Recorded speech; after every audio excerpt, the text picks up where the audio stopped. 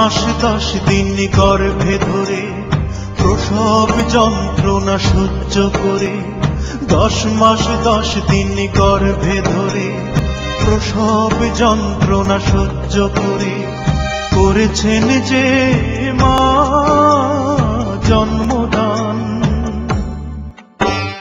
ঘুম পাড়ানি গান শুনিয়ে বুকের রক্ত দুধ বানিয়ে, ঘুম পাড়ানি গান শুনিয়ে বুকের রক্ত দুধ বানিয়ে করিয়েছেন যে মা দুগ্ধ পান। যে মা ছিল বাড়ির রানী সে মা হলো কেন চাকরানী? কোন পাষণ্ড করেছে কাজ হায় আমি কি দেখছি আজ? 10 মাস 10 দিন গর্ভে ধরে প্রসব যন্ত্রণা সহ্য করে, 10 মাস 10 দিন গর্ভে ধরে প্রসব যন্ত্রণা সহ্য করে করেছেন যে মা জন্মদান। তুমি এমপি সাহেবের সাথে দেখা করতে এসেছ? তুমি কথা বলছেন কেন? তুমি কি এমপি রাজা সাহেবের সাথে দেখা করতে এসেছ?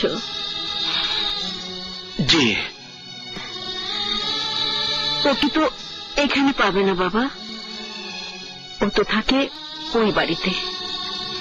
আপনার এই অবস্থা কেন?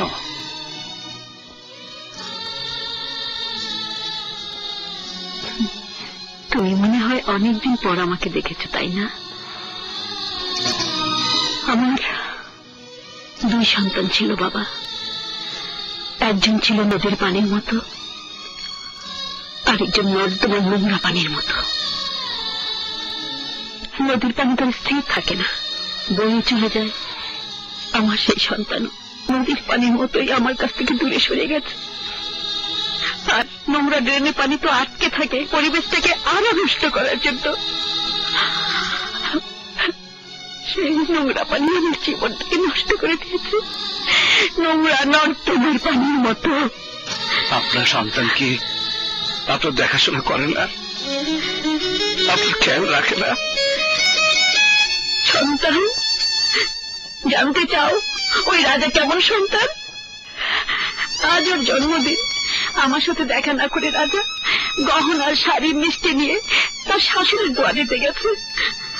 আর আমার ছেলে এই যে দেখো কি শাড়ি পরে আমি দিন কাটাই।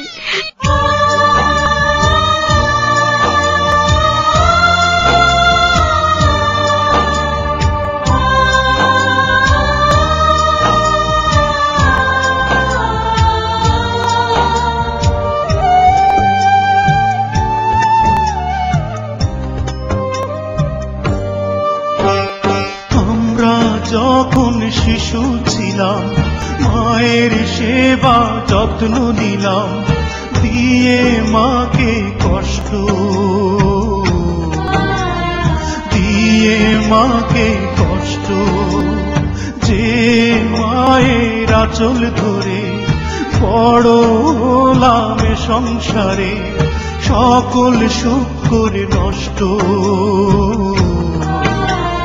সকল সুখ করে নষ্ট।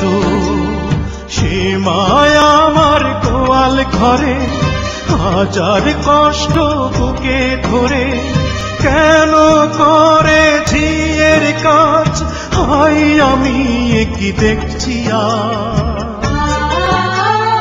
10 মাস 10 দিন গর্ভে ধরে প্রসব যন্ত্রণা সহ্য করে, 10 মাস 10 দিন গর্ভে ধরে প্রসব যন্ত্রণা সহ্য করে করেছেন যে মা জন্মদান।